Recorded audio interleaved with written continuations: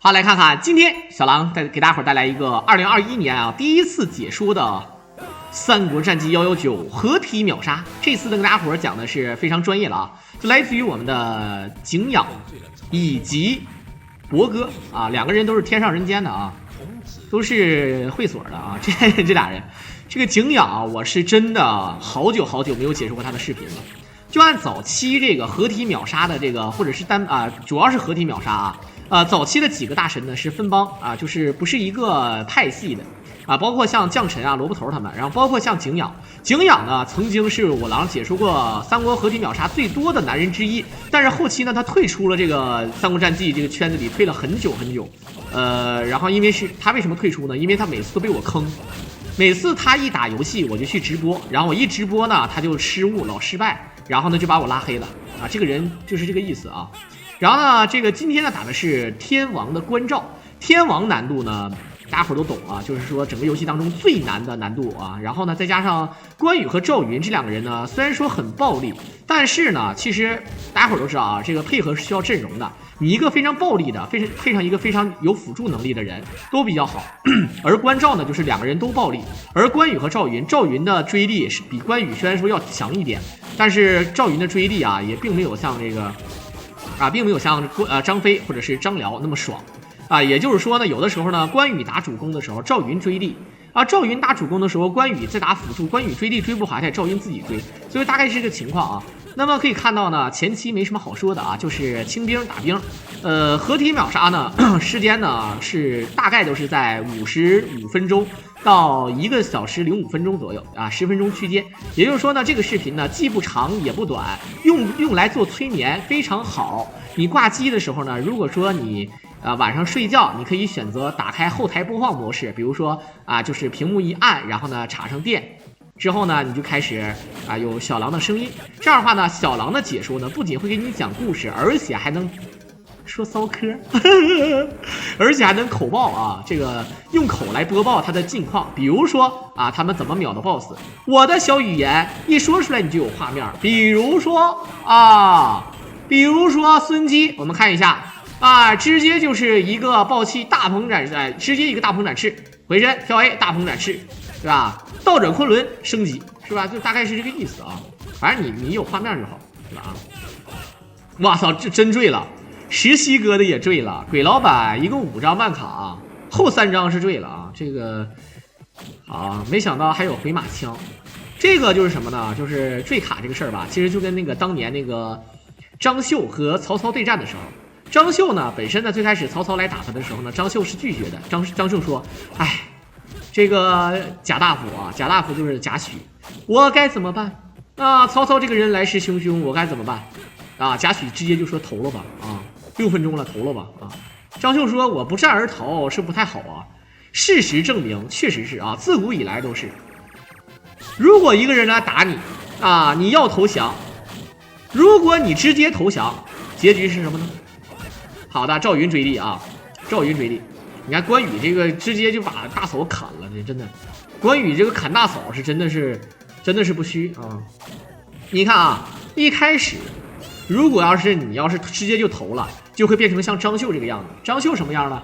张绣呢就是对吧？曹操骑个马，拿个马鞭轻拍马头，来你过来给我牵马，对吧？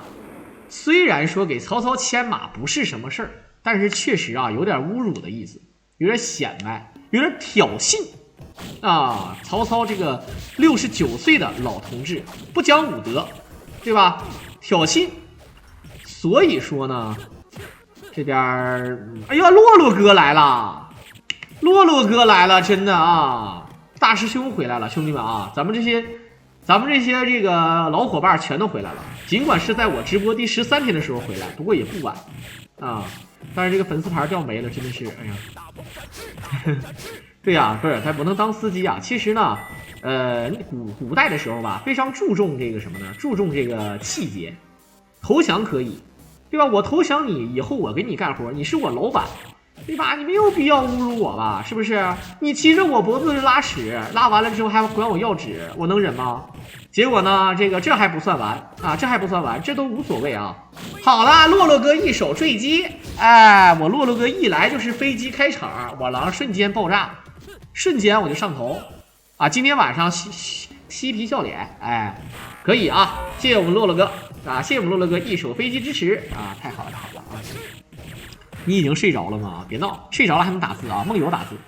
然后呢，这个张绣呢，后来因为他嫂子的事儿，不是嫂子是，因为他小婶儿啊，婶子，也就是叔叔的老婆，被侮辱啊。电视剧里面是谁演的呢？那个猪八戒的媳妇儿啊。其实那个演员说句实话啊，也还是确实长得漂亮，叫邹氏啊。这个邹氏，大家伙都知道，邹氏啊，后面还有个名字啊，邹市明。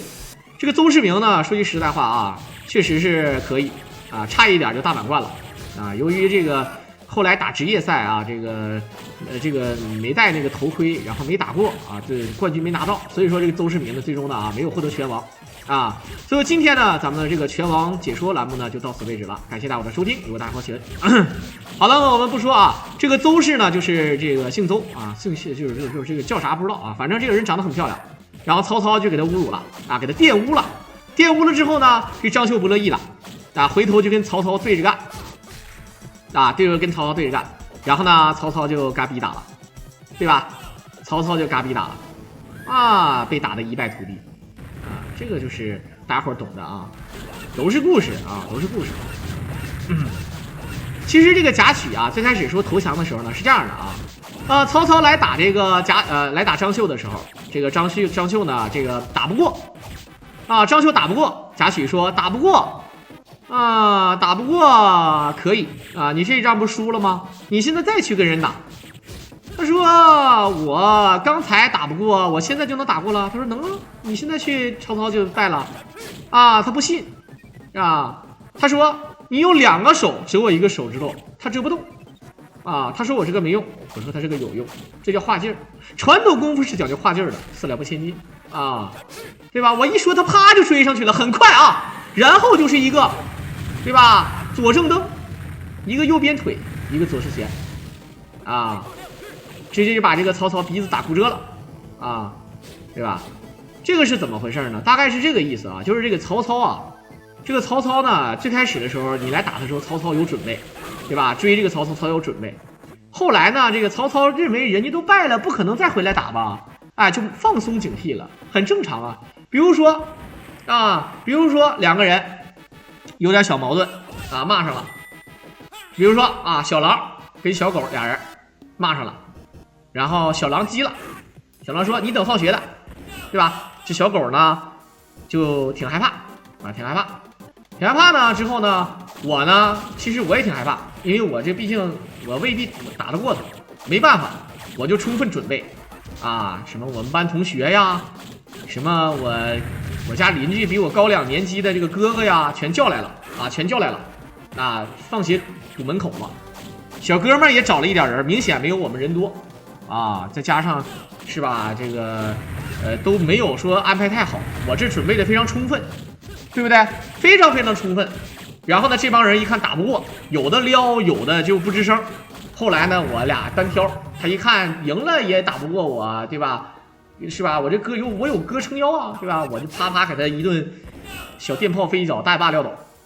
完事儿，那小狗被打哭了，小狗走了啊。小狗走了之后呢，我对吧？嬉皮笑脸啊，我非常得意啊，春风得意的，我就。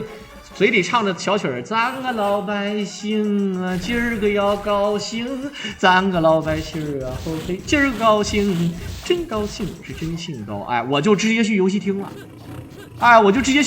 你知道吧？啊，我在游戏厅，我搁这玩《三国战记》，玩的一顿前锁、转身前锁、锁雷霆万钧，我玩的挺好的。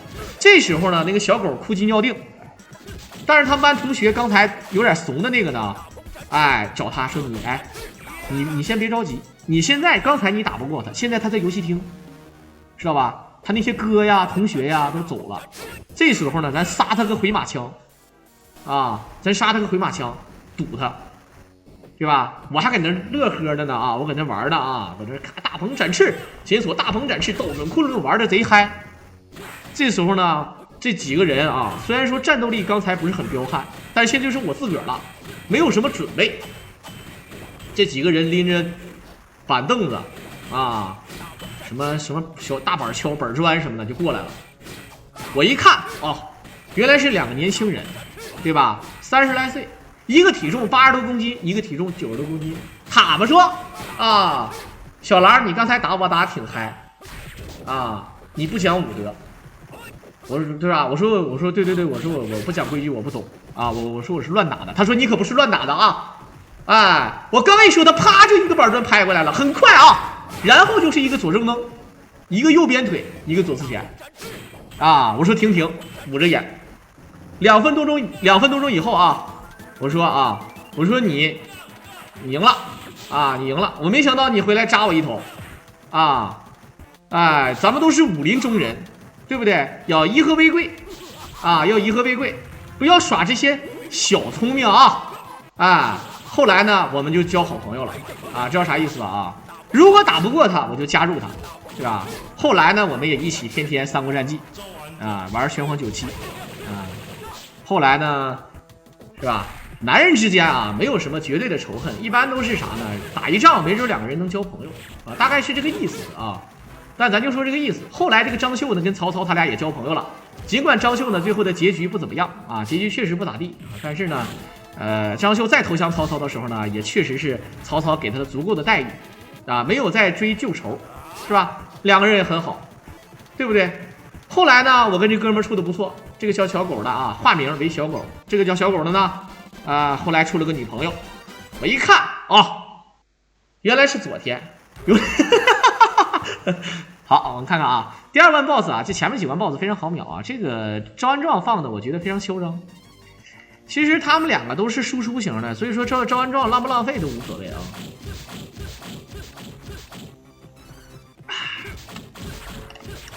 耳朵都起茧了，不是他那，我感觉什么科都能被这个马保国给牵制过来，我随便找一个话题就能绕到马保国上，真的，真事儿啊。他不是因为马保国火，我不带这么说，但是他确实是可以。我这个段子一点违和感没有，是吧？确实是没有违和感啊。好，看看这边怎么说啊？这边啊，这个关照的难点呢，其实还是什么？还是这个左慈啊、貂蝉啊，他们的方案是怎么样的？因为打了这么长时间，你会发现啊。秒杀呢，真正的几个难点，如果排除失误来说呢，因为有很多啊卡不住兵的难点，比如说卡不了兵的这个 BOSS 都有哪几个？大家伙知道吗？孙基卡不了兵，但是由于是第1个 BOSS 啊，你能看到这个视频，那肯定第1个 BOSS 就秒掉了。如果他秒不掉的话，他也不会发给我，对吧？啊，说孙基简单。然后呢，再一个卡不住兵的是什么呢？就是这个，你看啊，孟优能卡住兵，夏侯惇能卡住兵，张辽能卡住兵。所以说，如果没有连招上的失误的话，他一定是会成功的。然后紧接着是貂蝉没有兵啊，谈不上卡。然后呢，吕蒙呢卡不住兵，但是有方法可以让兵刷新的稍微慢一点，比如说铁甲兵最后一滴血出飞轮，然后在足够的时间上就给他秒了啊，是这个情况。然后再有一点呢，往后。沙摩柯卡不住兵，但是双人秒杀你懂的啊！而且呢，这个沙摩柯血不是特别多，它不是一个首关 BOSS。吕布呢没有兵，不用说。陆逊呢，卡不住兵，稍微有点难度。左慈呢卡不住兵，但是由于有这个太清丹经，所以说也是一样的啊。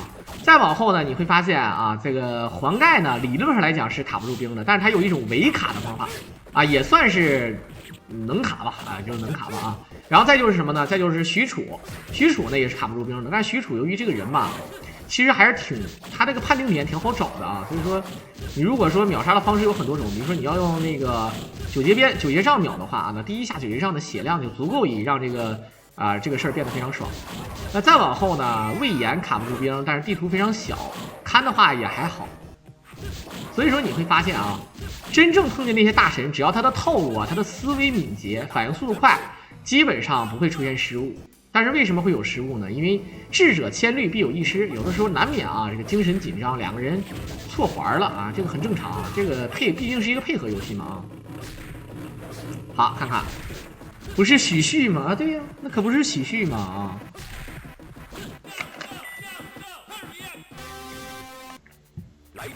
好，上来就在这儿一手爆气啊！这个爆气反正很多人说是浪费气嘛，也不是，反正赵云打气速度啊，赵云打气的速度应该是很快的，很少。你像为什么样的人打气儿慢的啊？我一说你就懂了啊。你像那种前撞啊，撞完之后自己还要往后弹一下，并且单 A。伤害挺高，而且还不是那种就是伤害挺高的那种。比如说你像貂蝉吧，他打气儿呢就挺恶心的啊，但是他并不是最难的。你像很多人说马超前手他就往后弹一下，而且他的伤害挺高，对于打小动物呢，他的伤害非常高。他下蹲 A 去打就比较嘚儿，单 A 呢还是一个单手，所以说挺嘚儿的这个人啊。那黄忠的话，前沿锁转身 A， 张飞前沿锁转身 A， 关羽呢和张辽虽然说他前沿锁呢也是要往后弹一下的，但他们两个的单 A 呢非常适合那么秋，可以秋豆啊，可以用来秋入，一下把所有的兵团秋一起，这个也比较好。不是说张辽的单 A 还可以，当然你单 A 的话呢，虽然说好秋，不过呢，攻击力也是挺高的啊。好，看看。格斗区全是2000的还解说吗？97比赛我会97的好比赛我会解说，2000的好比赛我也会解说，甭管它是啥，包括98一样我都会解说。但是问题点是，比较好的比赛，我说的好不是说别的比赛不好的意思，就是比较大型的啊，然后看起来没那么乱的，有的时候吧就比较乱。我就觉得吧，它那个规则呢是不适合像我这样的主播，因为我第一又不是组队赛，比如说有某些组队赛，我又不是组队赛的成员，我也没法说有那种参与感。我就是说个人赛，然后呢打的抢的速度呢不多也不少啊，这样就比较好啊，挺好的。然后有的赛制吧时间特别长，你知道吗？好，跳 A， 其实赵云不需要这个别人帮忙啊，单 A 梦幽其实就跟玩一样。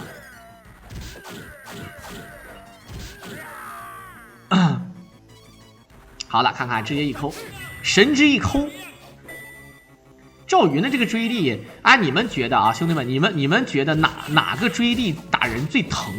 哪个追力感觉就是最欺负老实人啊，就感觉特别疼，你知道吗？那种，比如关羽拿那个大铁锹，青龙偃月刀往地下拍一下，赵云是拿枪扎一下，张飞直接踩。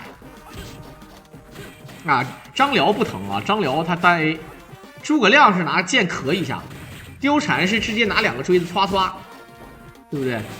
我感觉张飞最狠，张飞拿脚踩，很多人说拿刀砍不疼吗？不得不承认啊，但是死的最残忍是拿脚踹，像张飞那种万人敌的武将，拿脚这么一踩，那胸腔不都踩碎了？胸腔、盆腔、脑腔才哪碎乎，对吧？你这一踩，如果一下踩到膀子了，那直接踩爆了啊，对吧？那老疼了那点儿。黄忠是大刀往下一劈，也一样。马超也是拿剑往下一扎。张飞最疼，拿脚直接踩啊。追力打人非常疼。三国战记什么招式，什么招式打人最疼啊？就是不算必杀。大鹏展翅感觉没那么疼啊，飞龙在天也没那么疼。感觉最疼的应该是什么呢？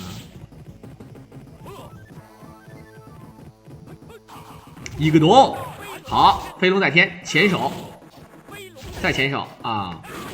白鹤亮翅，那也看起来也不疼啊，就是连点多啊。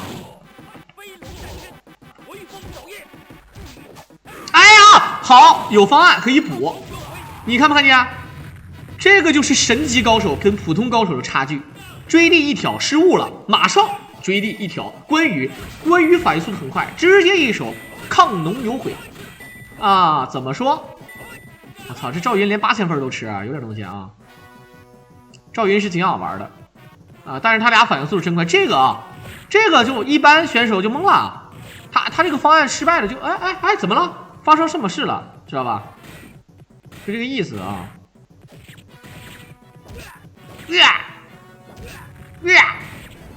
我感觉最疼的是这个敌方小兵，敌方就这个大锤，这个胖子兵拿着大锤就跟中焰的2技能似的往下一砸。多疼啊！哎，这个是景仰跟博哥啊。好，看看神龙摆尾，我感觉这个胖子拿了个大锤，一个黄大锤，好好的一个房子给我炸成了蜂窝煤了啊！最狠的必杀技啊，最疼的必杀技是哪个？我觉得最疼的必杀技啊，就是什么呢？就是那个那个叫什么来着？那个黄忠的李广射虎。但是呢，他只能射一点。按照我个人的理解，应该像《三国战记2》里面那个穿心啊，这个贯穿剑一样啊，应该是贯穿剑一样啊，射这万箭穿心啊，那才叫万箭穿心呢啊！仙人指路，大家伙知道仙人指路，大家伙知道猴子偷桃什么意思吧？猴子偷桃这是一个赖招啊，这是个赖招。这一般来讲呢，江湖人士啊都不愿意，就是猴子偷桃这招非常赖。很多人说呢，对女的好使嘛，我告诉你也一样好使，尽管没有桃啊，尽管没有桃，但是能偷着什么鲍鱼啊什么的啊。就是说猴偷桃这招确实是赖，但是呢，你知道仙人指路也赖。仙人指路知道是什么吗？大家伙知道仙人指路是什么吗？啊，仙人指路就是，这就是仙人指路，知道吧？啊。这招是真的赖啊！这招我跟你说，伤害不大，但是侮辱性极强，真的，伤害不大，侮辱性非常强啊！神仙采葡萄，抓上面那2颗荔枝啊！好，卡住兵了，你看，但凡能卡住兵的吧，就基本上就没问题啊。有小兵是真讨厌啊！好，看看，还是要独标骑手嘛，一个都。反跑，小的时候非常羡慕电脑的这个技能，它可以无限撇箭头，一个多爆气，1、2、3、4，前手飞龙在天，前手回风扫叶，追地一挑，2追，哎，哇，张灵剑了吧？啊，没有，选择爆气了，他又出现失误了。我的天哪，而且哎，但是问题是，你看他出现失误了，可是他又，哎，我又撵上了，你怎么说？这个是真的凶啊！当当当当当当！好，感谢我们的鱼95443222926赠送1手办卡。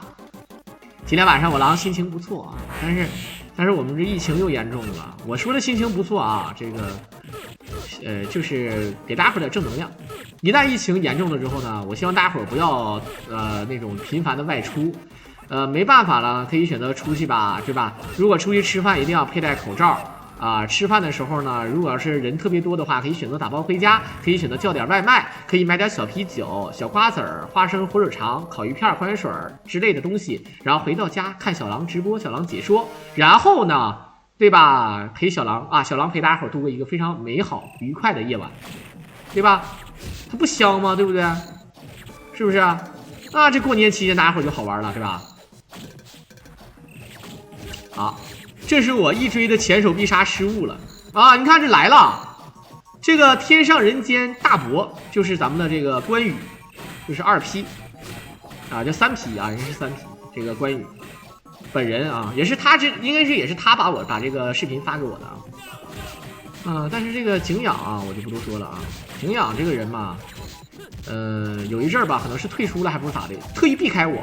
我去他房间里一去看，他就炸房，然后就不玩了。我感觉他好像有意提醒我啊，他一看这个房间里面有一个叫深邃狼眼睛的，他直接就走了，对吧？一个眼神挑头就走，生怕被坑，对吧？好了，感谢我们的独门哥1手办卡啊。失误还玩啥？人家失误了，人有补救措施啊，对吧？人家照样是秒杀的啊。这个东西就是什么呢？就是亡羊补牢啊，为时未晚，知道吧？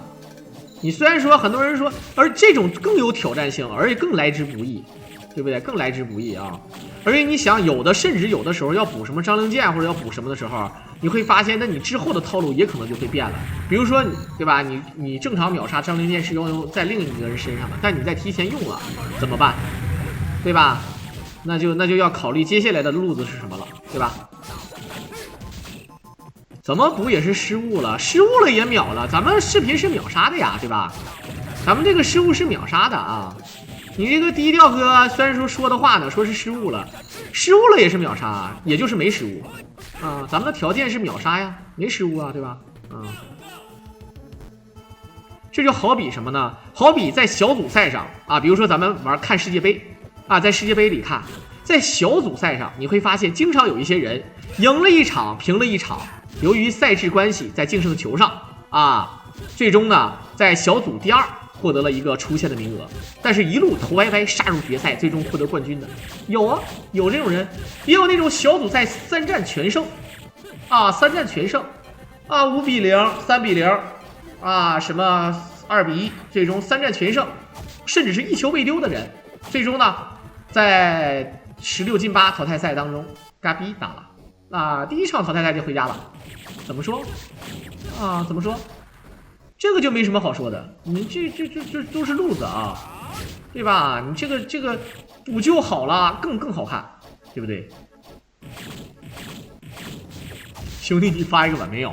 其实吧，哎呀，这个倒也不是说这个意思啊。其实，咱们不能把别人的想法，把自己的想法强加给别人。但是我希望他能够理解这个视频它精彩的地方啊，对吧？我觉得这样的它不是精彩，应该是更精彩才对。那这个没什么好说的啊。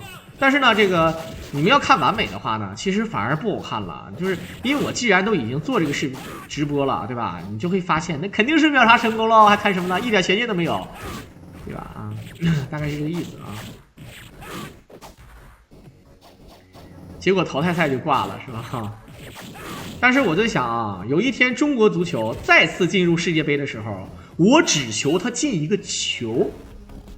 我告诉你，如果中国队进世界杯，啊，只要进球了，进球的那一个人，他那一年在广告上的收入如果不超过1个亿，我当场就把这个雪碧的瓶子吃了，啊，知道吧？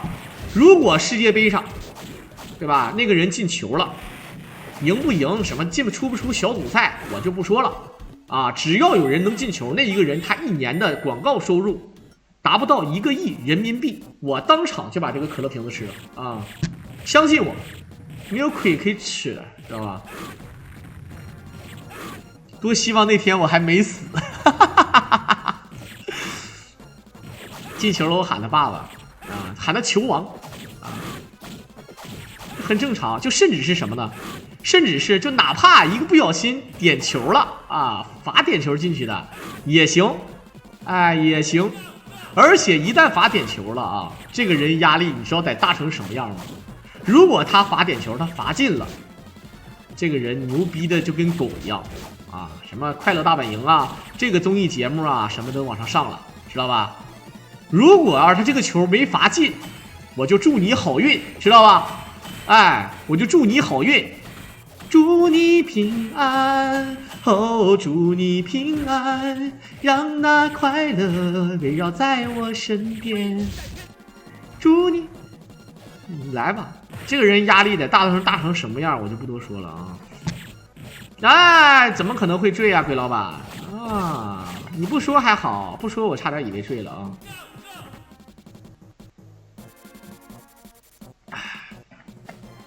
哎，怎么可能会坠呢啊？这个中国足球，我跟你讲，你们肯定会说小拉你净嘲讽中国足球，我不是嘲讽，我是没办法。好，看看这个怎么秒的，很关键啊！一个斗，倒转昆仑升级，爆气，反升大鹏展翅，倒转昆仑，沐浴更衣。哎呀，赵云这么帅哥，为什么要为难这个绿了吧唧的貂蝉呢？关羽月下斩貂蝉，好吧。我特别热爱足球的，特别热爱足球。我人生中特别关注足球的，就有一年那个亚洲杯，中国队输给日本啊，中国队输给日本，最终遗憾的获得亚洲杯的亚军，导致我内分泌失调了啊！你说日本那80年代90年代的时候，90年代初的时候，那啥也不是啊。后来整了几个规划之后，那日本那牛逼的要死了，跻身一线顶了。然后咱这个规划也没见得牛逼到哪去啊。当时我看那个亚洲杯，我当时就哭了，真是哭狼娃稀碎啊！真是我2只眼睛淌出4行泪出来啊！子龙哥哥，纵使天各一方，小禅依然啥呀？其实我不太理解啊，为什么要把这个貂蝉跟这个赵云设计到一块呢？难道就因为他长得比较帅吗？对吧？啊，赵云应该跟谁是 CP 啊？董卓、吕布、王允啊，你要再说的话，曹操也行啊，也行，无所，对吧？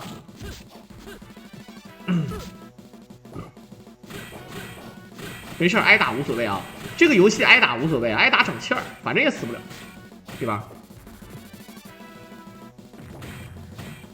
我不知道你说的波图去哪了。我不知道忘了啊，这好久不见了都，歌仔我都不知道去哪了啊。好，景仰号称这招他无敌啊，他号称这招他无限鞭尸，他是你看，人就不能吹牛逼。好的，来了一首羽翼之下，气氛不算融洽，汝等有如丧家之犬。这吕蒙长得确实帅啊，像个掌柜的啊。好，看看。噔噔噔噔噔噔，闪！哎，好，看看，这个吕蒙还是个玩蛇的啊！一个飞轮，咱们看一下这个飞轮多少血？大鹏展翅，跳 A， 大鹏展翅，倒转昆仑，急，大胆追地拴追，好的，回身一个前手，我操，这个配合天衣无缝啊！不是3追，追地2追啊，2追。这个追地一定要快，这个吕蒙的这个人物啊，他确实是你要想追地的话，他必须点那个什么。嘣嘣嘣嘣嘣！今天晚上有97吗？今天晚上没有97比赛吧？好像是没有啊。为什么要放语书？如果你要是第一次来听的话啊，我也就算了。我现在告诉你一下啊，就是说他放这个盾书呢，如果要是说就是放盾书的其他人，也就是所谓的队友，在放盾书的时候呢，保持一个姿势。啊，保持一个姿势，这样的话就会形成无敌的。比如说前跑，比如说下蹲，比如说看跑，啊，比如说看跑，是这样的。所以说呢，要整清楚这个啊。塔无敌有什么好处啊？就是不受干扰啊。然后连招的时候呢，该升级升级，该爆气爆气。因为你不卡无敌的话啊，就是很难受，你知道吧？就是这个 BOSS 啊或者小兵啊，从老来捣乱，他过来砍你，你是无敌的，你不怕了，对不对？赵云吃分无所谓的啊，他刚开始都已经吃了很多分了啊。这个吃分了其实无所谓，我记得以前呢，很多人都备分嘛，然后就不吃，但是你该记的一点记啊。你不小心吃补的时候吃到分了，那你没办法。所以说现在你就记分就好了，知道自己吃了多少分加上就好了啊。噔噔噔噔噔噔噔噔噔噔噔噔噔，你们是不是都等着这关呢？真的啊，你们是不是都等着这关呢啊？你们太狠了啊，不要脸！而且就等着这关关底是吧？对吧？1、2、3、4、5、6，跳 A， 撩起来。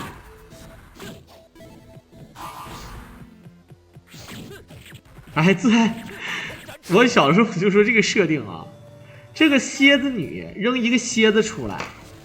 然后呢，把自己给蛰死了，我是真的服了这个设计啊！蝎子把自己蛰死，这也是可以拿出来啊，给大家伙说的，这也是一个 bug， 对吧？狼哥，你有女粉吗？来，兄弟们啊，给个面子，好吧，给个面子。如果你是男粉，那么请你现在先不要说话；如果是女粉的话，请对吧？请打4个字，我爱小狼，好吧？我告诉你，你会发现整个这个弹幕都是噼里啪啦往上，就这样的往上翻，为什么呢？多啊，多，就是啊，没毛病啊。我的女粉啊，说句实话，我随便到一个城市发一个朋友圈，比如说我在北京啊，对吧？人在北京，瞬间的底下的朋友圈就是直接就啊，狼哥我请你吃湖大小龙虾啊，我带你去那个哪，我带你去那个工体，咱俩去喝点酒呗，对吧？啊，就这种啊，我不知道你们懂不懂我说的，你看啊，这些说我爱小狼的啊，全是女孩子啊，非常的屌啊。不得不承认啊，我狼的人格魅力还是有的，对不对？就哪怕之前我狼身材比较魁梧的时候，就那个时候啊，尽管我的形象稍微有点臃肿，但是因为我的才华，对吧？何况我还是那么的有才华，现在才貌俱佳，怎么说啊？塔么说，对吧？就是这个意思，然后还有一个小姐姐说啊，狼哥呀，我知道你喜欢吃那个什么啊，我知道你喜欢吃那个海鲜，咱俩去吃北京最贵的那个海鲜自助，对吧？而且吃海鲜对男人非常有好处，对吧？啊，所以说我不知道你们懂不懂我说的啊，多吃一点什么生蚝啊，什么鲍鱼呀，啊，对不对？三文鱼呀，非常的凶啊。好，我看看，接下来，哎，你们想听，还得再等个5、7分钟啊，不用想啊。后来呢，我一去见的那个贱人啊，他不是女的啊，我整错了啊，是个男的。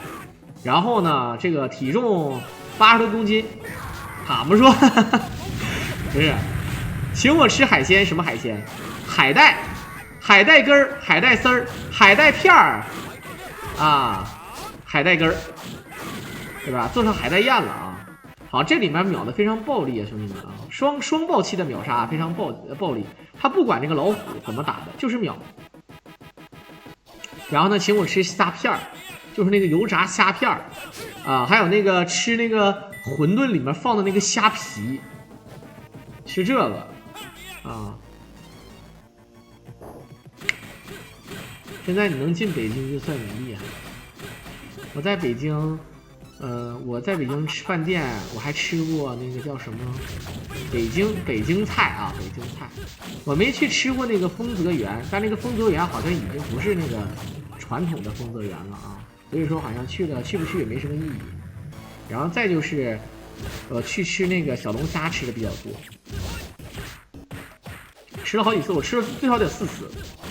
然后再就是全聚德，我从来没吃过其他的烤鸭，都贵啊，都特别的贵，但是也不知道哪个地方好吃啊。都说什么便宜坊啊，什么大董什么的，我也不太懂。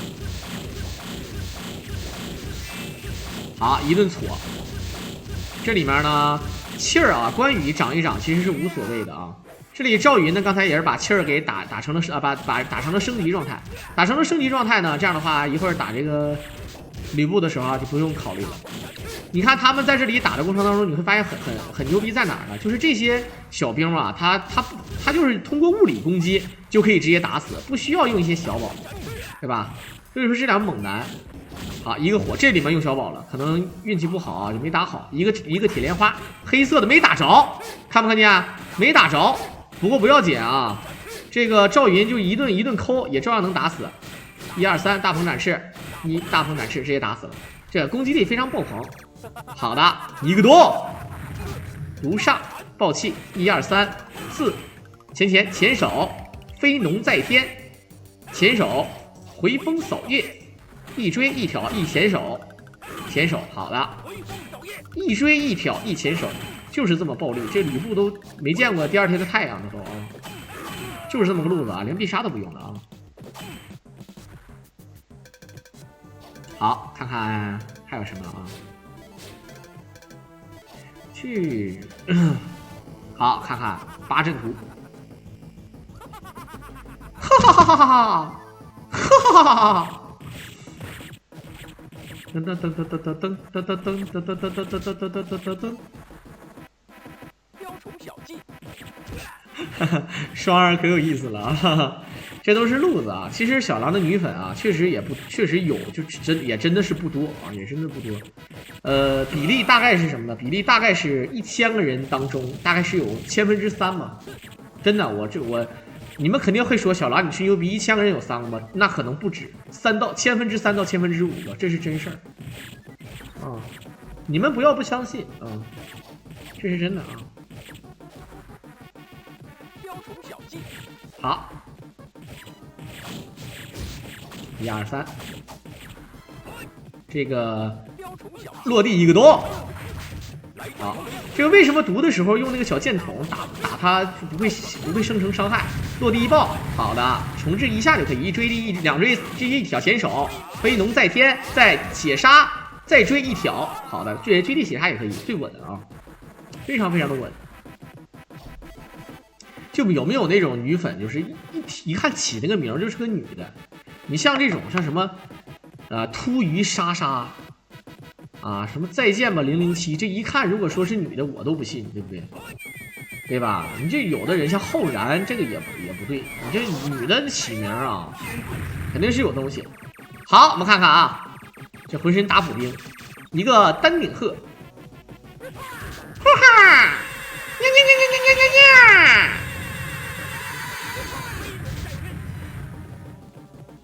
来，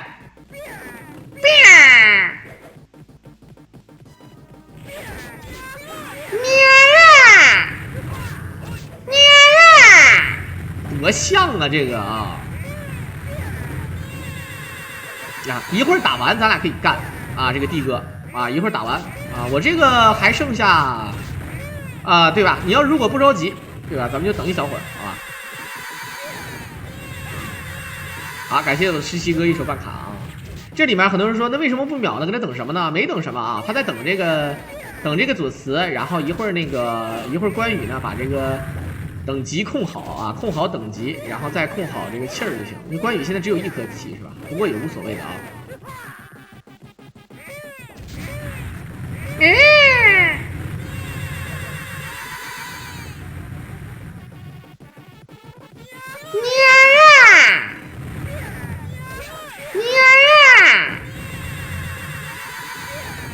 好，太清丹经小熊猫，傀儡麻麻。好，招安状，白鹤亮翅，抠白鹤亮翅，抠白鹤亮翅，抠倒转昆仑，急爆。熊猫死为什么还是左慈喊的声音啊？还是左慈喊的声音啊？泰森的弟弟叫太狠，有点东西啊。好的，D哥怎么说？一会儿啊，一会儿咱们这个结束之后，皇城 PK 也行，或者说是啊，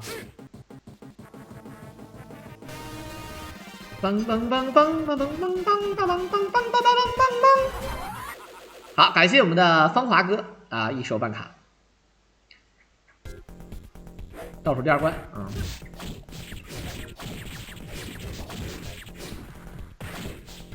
皇城 PK。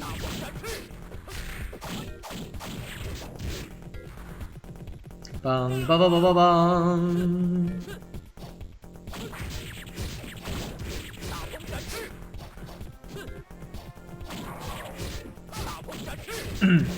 好，看看这边追呀，哎呀，没追上啊！追的话就抠了啊。天王难度，这个玩的如此轻松，也是真的醉啊。好。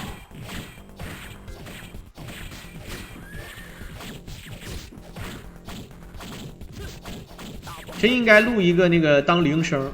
哎，我想问一下啊，如果把我这个呀，然后把这个东西录了一个当那个手机短信的声音，是不是挺变态的？我说实话，真的挺变态的啊！你就真录了这个声音之后，我操，就是一来一个短信，然后就呀，感觉你在办公室里面，手机放着充电，然后大家伙都搁那午睡，突然就一个呀，全醒了啊！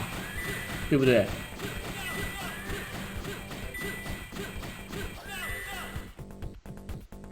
更新战令英雄，点券已经到位了。这左次郎也太狠了啊！我今天已经王者了，兄弟们，赛季末上王者啊！36咱俩打关张19，我这个技术，我操！我一币都通不了关啊，2币都通不了关，3币我都通不了关，我还搁这打这个，当闹钟。哎，如果真把这个东西调成无限循环放，就是呀呀无限循环放，能不能睡着？就是晚上睡觉把手机声音调成最大，然后放到枕头边上，我选择无限重复播放，那是不是老爽了？那个酸爽啊，知道吧？啊！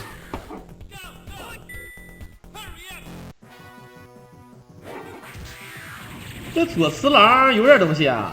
啊，左次郎这一下这非常凶啊！你像我这个好多英雄都没有皮肤，非常的面。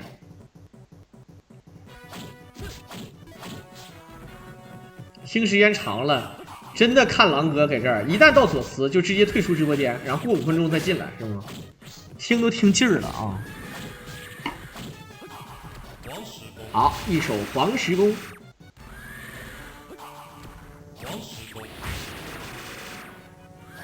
这黄石弓在这儿放，我真的浪费。小的时候我们觉得黄石弓真的就应该留给什么魏延呐、马呀之类的。拿上雷神锤之后，一个黄石弓能打魏延他妈1/3血，感觉真的将近1/3血啊！来了，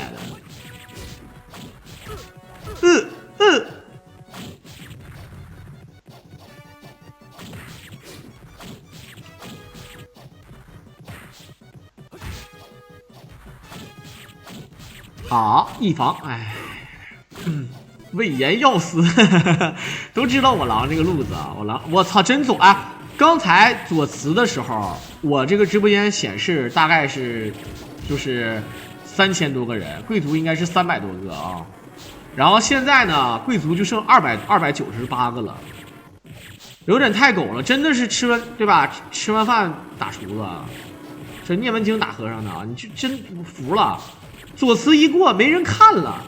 这么玩还行啊，对吧？太狗了啊！你就像那个黑手哥说的啊，太狗了，怎么跟狗一样，对不对？欺负老实人。梆梆梆梆梆梆。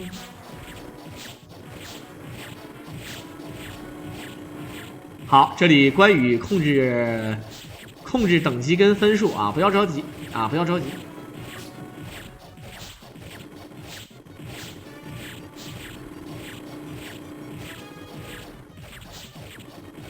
哎呦我去，小的时候挺喜欢在这儿卡那个火书，一顿火书，对吧？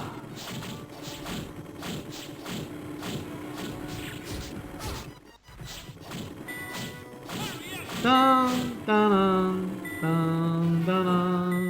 当当当当当当当当当，时间到，不要着急啊！哎，有加湿器无所谓啊，有加湿器无所谓。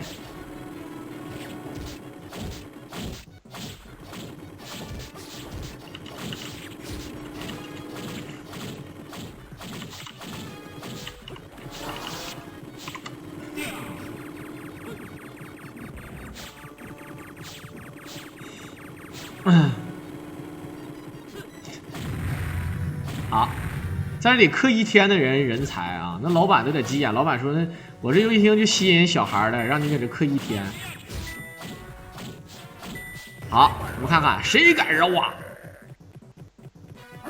一个余孽，好，一个是无敌，一个是余孽，无所谓。起手9结账，好，爆气大鹏。跳 A 跳一挑，倒转混轮升级，好的，先爆气再升级。许旭啊，许旭直接给秒掉了，啊，这个许旭死的非常惨，虽然说个头比较高大，但是确实死的很惨啊。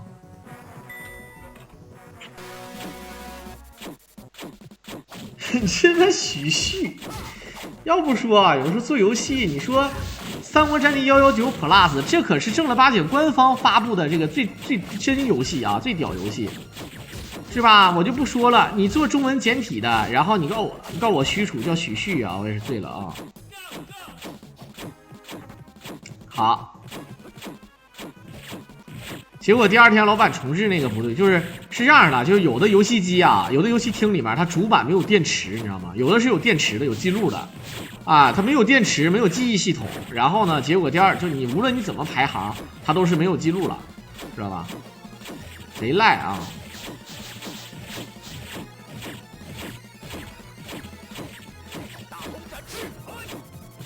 你说它这个木头往上扎的这个东西到底是什么装置呢？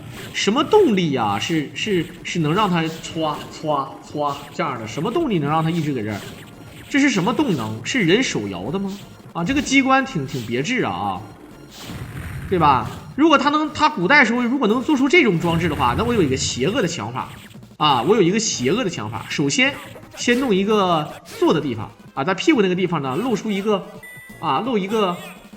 啊，是吧？往上一坐，然后底下是吧？往上这么一钻，啊，那感觉是吧？那真是，是不是？好，来，这个小火这么一喷啊，确实是啊。你们说什么木驴？我的木牛流马，人家是木牛流马。什么木驴？真的，我不知道你们在说些什么啊！你们在说些什么？我听不懂。木驴是什么东西啊？不知道啊。好，一会儿啊，这个一货跟二货，一货呢，现在有很多种描法，就是直接先进屋了，你知道吧？哎，这样的话没有小兵啊，形成一个类似于像单秒的感觉。还有一种呢，就是直接秒啊，就不考虑那什么，留一个那个连弩兵啊，留一个弩兵。好，6下就死，先一个下蹲。关羽这个大刀片子看起来也挺狠啊，这个大刀真的往上一砍，砸都砸碎乎了。好，一个直接进屋，单秒啊！这2颗气这么狠的吗？一挑起来，血杀一追一挑，好的，一追白一挑一狠，好的，前跑得比猴都快啊！直接进屋。其实那个什么也能被死2次，这个越级，但是那个越级呢，第2次出来必是半管血啊，所以说就你说是秒杀吧，因为它半管血怎么说，对吧？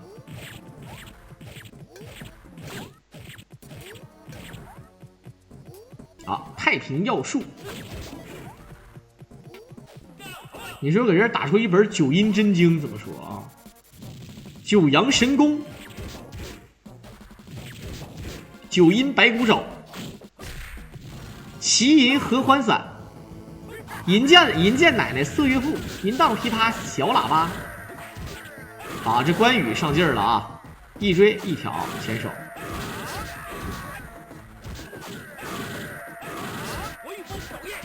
一追大鹏展翅，追一下反 A 也挺屌的啊。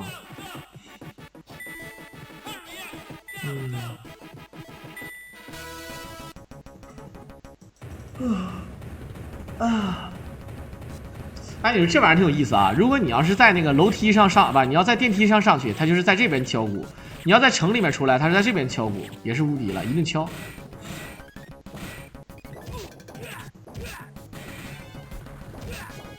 就现在，我觉得发明这个奇银合欢伞这个药，如果有这个药的配方，我觉得一定牛逼的，真的。这种药太狠了，这种药，没法说这个事儿啊。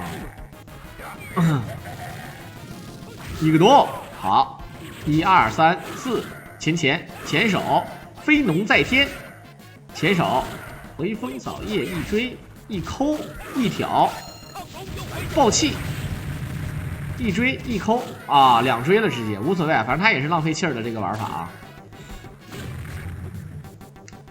就是有很多吧，这个电视剧啊、电影啊，有些设定吧，我就觉得挺嘚儿的。比如说，你像《武状元苏乞儿》里面那个周星驰，对吧？那个周星驰，筋脉尽断啊，练了一招睡罗汉，咱就不说他怎么病怎么好的啊，练了一招睡罗汉啊，就变牛逼了。然后呢，当上了丐帮帮主之后呢，啊，不仅在1天时间内学会了，对吧？这个降龙18掌，主要是因为有这个大还丹。那么我想请问，这个大还丹是怎么生产的啊？能不能把配方告诉我？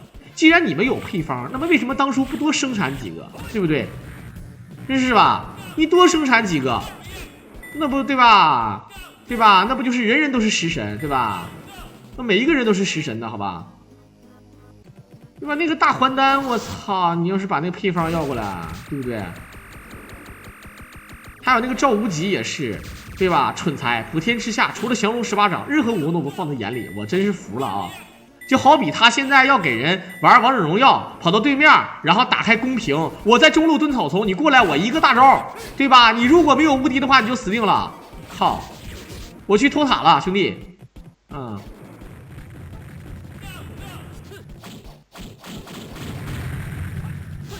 原材料不好找，这个不好找，就是有就是有喽。那你再不好找，有就是有喽，对不对？我重金求子，好不好？对不对？哇，我作为一个富商啊，尽管我家产万贯，但是呢，对吧？这个无奈没有生育能力啊，跟夫人长久在此，尽管做了多次尝试，最终还是无果。希望有缘人啊，能帮助我完成当父亲的梦想。电话啊，怎么的啊，是吧？我操，这一个铁莲花真过瘾啊，相当的过瘾。好，半推半就完，我操！这个东西挺狠啊，半推半就完也是有点东西的，我操！富婆不行，知道吧？富婆不行，富婆太假，也是富商啊，家里面有皇位要继承那种富商，他就多了一层是啥呢？就是别人的老婆，知道吧？他不是说，对吧？他不是说那个什么，你老婆不是那个不是说什么这个富婆就是想要个孩子，这个不行，他还得加上一层，也是，对吧？富商的老婆，平时，对吧？一人之下万，对吧？有钱，家里面地位显赫，是吧？有这个意思啊！要想骗人，必须要抓住最细微的一点，就是还有一个这么一个层面，就他心理上还比较勾引人啊。对吧？你像那些富商，一般娶的老婆都是吧，粉面桃腮，1.7米漂亮的，20的，对不对？就这种啊，对吧？好，一顿搓。所以说啊，这骗子吧，无孔不入，一个多，直接升级爆气再爆。好，用杜康9爆啊。升爆，这样的话直接秒这个马，没什么问题。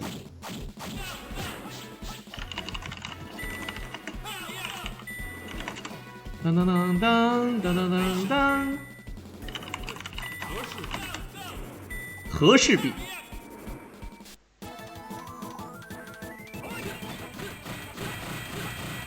，362436，好，看看一顿搓。这个已经到了魏延要死的环节了啊！魏延要死，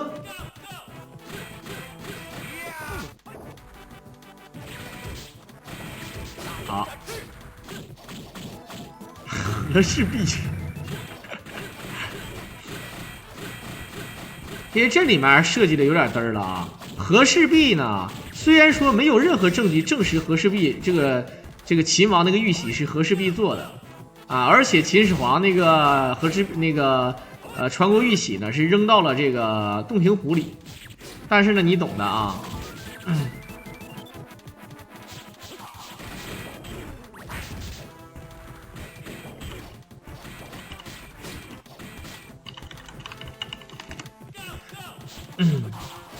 好，看看准备好，全程梦幻秒20了，你这个全程梦幻就有点扯了啊。其实也可以让他们想方案，但是就这个意思。好，看看魏延要死，先把赵云卡成无敌状态，然后再说，对吧？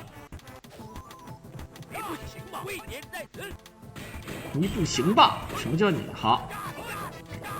看看啊，看见赵云跟看真的老恨赵云了，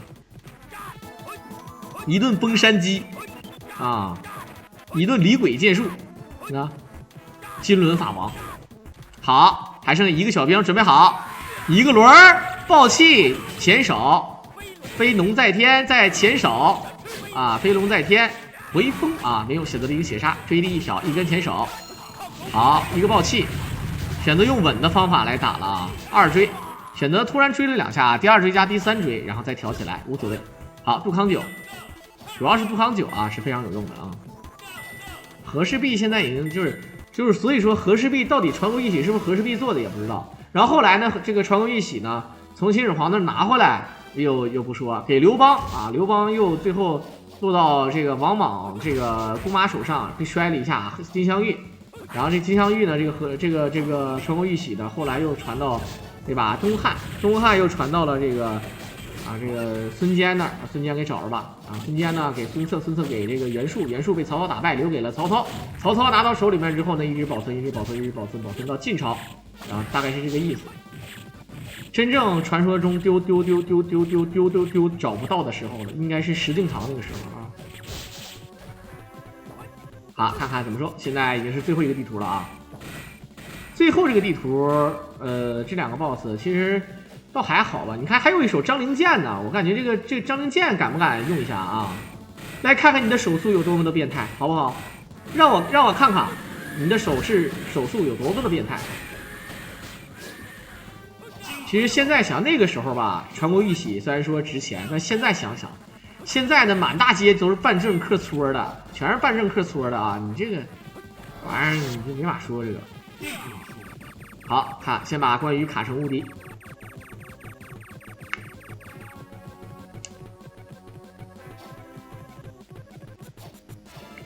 这个胖子的帽子挺帅的啊，小红帽。1、2、3，转身。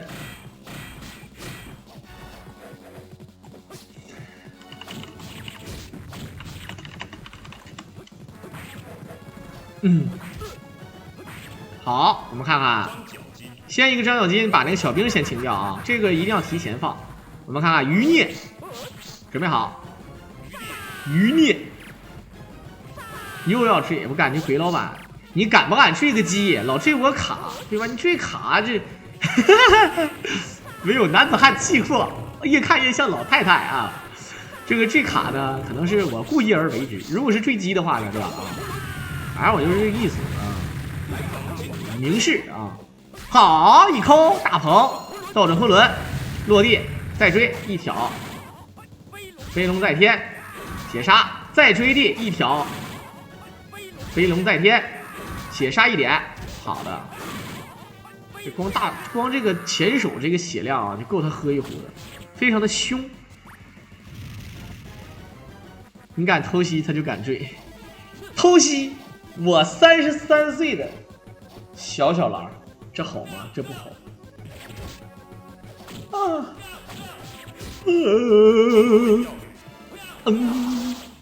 好，这个天遁书没有用啊，他应该还有遁书来帮卡。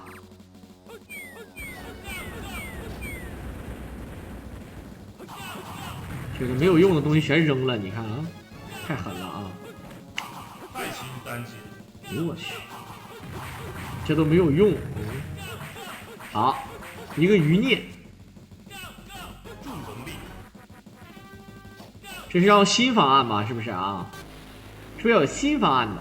曹操放隐身衣了，刚才啊，先手放一个隐身衣，有点东西。好。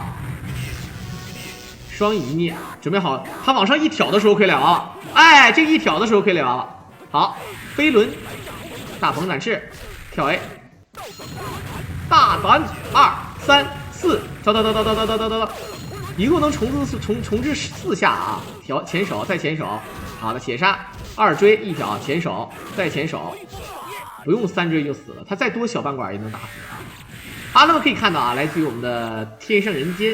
景仰以及我们的大伯，也就博哥啊，给大伙表演的《三国战记119》完美版的天王难度关照组合20秒杀，牛逼要死！来自2021年的最新秒杀视频，也是再次感谢大伙的收听。如果大伙喜欢我狼解说，可以点击屏上的关注和订阅来支持我狼。我们下期再见，拜拜。